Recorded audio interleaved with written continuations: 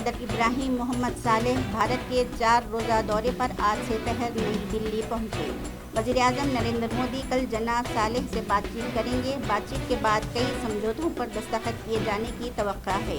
جناب صالح کا کل راشٹرپتی بھون میں صدر دروپدی مرمو سے بھی ملاقات کا پروگرام ہے۔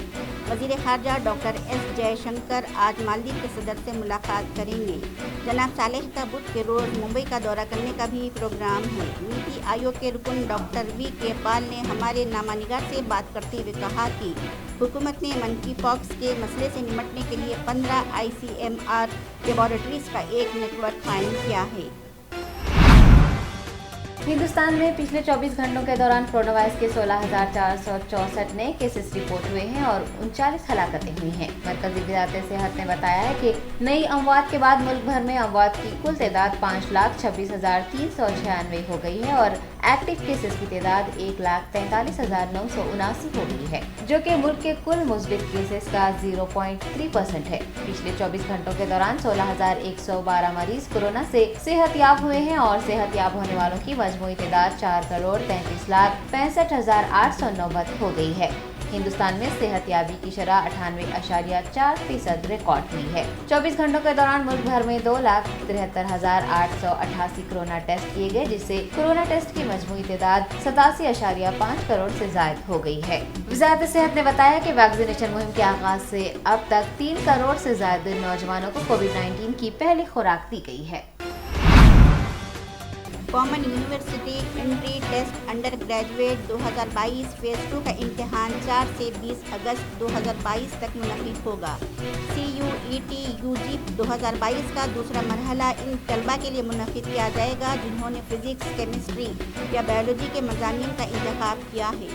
CUET UG 2022 کا امتحانی پرچہ 140 معروضی قسم کے سوالات پر مشتمل ہوگا۔ داخلہ امتحان 13 زبانوں میں پیش کیا جاتا ہے، جس میں آسامی، بنگالی، انگریزی، گجراتی، ہندی، کنڑ، ملیالم، مراٹھی، اڑیا، پنجابی، تامل، تیلگو اور اردو شامل ہیں۔ CUET کے امتحانی پرچے کو 3 حصوں میں تقسیم کیا جائے گا۔ امتحان 2 سلاٹس میں منعقد کیا جائے گا اور امیدوار زیادہ سے زیادہ 9 امتحانی مضامین میں حصہ لے سکتے ہیں۔ بی جے پی کے سینئر لیڈر اور مرکزی وزیر داخلہ امت شاہ نے کہا ہے کہ بی جے پی وزیر اعظم نریندر مودی کی قیادت میں 2024 کے پارلیمانی چناؤ کا سامنا کرے گی اور تیسری مرتبہ حکومت بنائے گی۔ کل پٹنہ میں بی جے پی کی 7 قومی محاذی تنظیموں کی 2 روزہ مشترکہ قومی ایگزیکٹو کمیٹی کے الوداعی اجلاس سے خطاب کرتے ہوئے جناب شاہ نے کہا کہ وزیر اعظم نریندر مودی کی کرشماتی شخصیت اور مرکزی حکومت کی طرف سے کیے گئے شاندار کاموں کی وجہ سے آئندہ پارلیمانی چناؤ میں مزید سیٹیں جیتنے میں بی جے پی کو مدد ملے گی۔ اس موقع پر بی جے پی صدر جے پی نڈا نے دعویٰ کیا کہ سبھی دیگر اتحادی پارٹیاں آنے والے دنوں میں ختم ہو جائیں گی اور صرف بی جے پی ہی بچے گی، کیونکہ ملک میں وہ واحد نظریات پر مبنی پارٹی ہے۔ لوک سبھا سے معطل ہوئے اراکین پارلیمنٹ کی معطلی ختم ہو گئی ہے۔ لوک سبھا میں اپوزیشن کے ساتھ اتفاق کے بعد معطلی ختم کرنے کے لیے تجویز لائی گئی تھی۔ اسی کے ساتھ لوک سبھا سے معطل اراکین پارلیمنٹ کا سسپینشن ختم ہو گیا۔ جولائی کے آخر میں پارلیمنٹ میں پلے کارڈ دکھانے کے سبب کانگریس کے 4 اراکین پارلیمنٹ کو لوک سبھا سے پورے سیشن کے لیے معطل کر دیا گیا تھا۔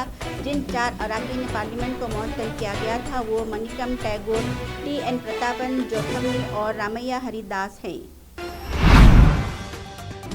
بیرسٹر اسد الدین اویسی MP و صدر کل ہند مجلس اتحاد المسلمین نے کہا ہے کہ ان کی پارٹی دسمبر 2023 میں ہونے والے راجستھان اسمبلی کے انتخابات میں پوری طاقت کے ساتھ حصہ لے گی۔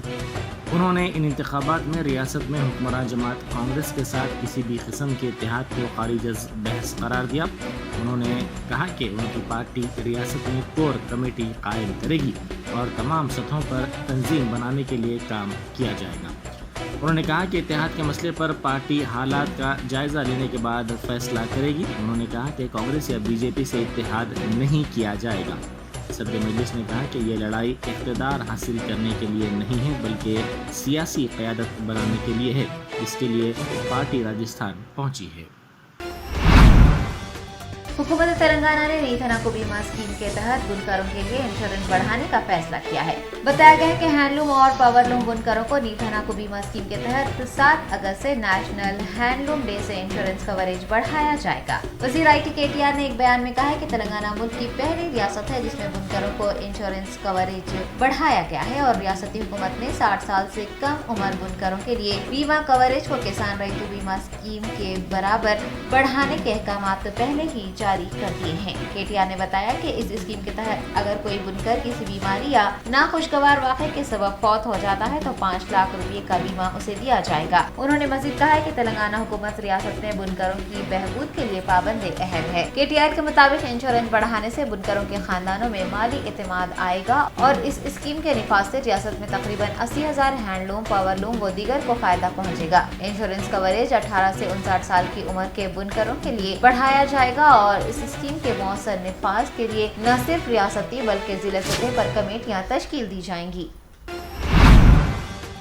इंसानी हुकूक कमीशन चेयरमैन जस्टिस चंद्रैया ने आज चादरघाट, मूसा नगर, विनायक नगर और मूसा नदी के तास इलाकों का दौरा किया और उन्होंने मुतासिरीन से बातचीत करते हुए राहती इक़दाम से मुताल्लिक़ दरियाफ्त किया। हुकाम ने बताया कि मकानात के इर्द गिर्द मौजूदा कूड़े करकट को फौरी तौर पर हटाने के लिए इक़दाम किए जाएंगे। इस मौके पर आवाम से इमदादी कार्रवाइयों में ताउन करने की अपील की गई है। अंबरपेट मंडल तहसीलदार, चादरघाट पुलिस हुकाम व दीगर उनके हमरा मौजूद थे।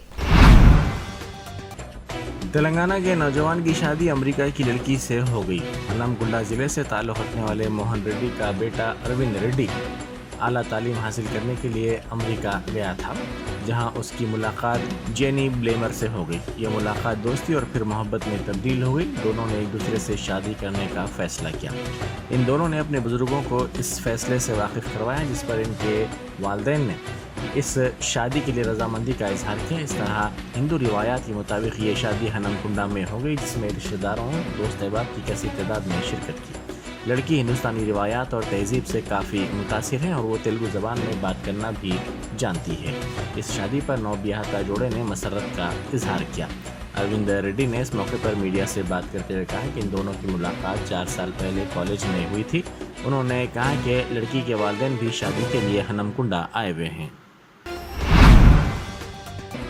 चार मीनार की तामीर के 444 साल मुकम्मिल हो गए हैं। गुज़िश्ता रोज़ इस तारीख़ी यादगार के अहाते में तस्वीरी नुमाइश भी मुनक़िद की गई थी।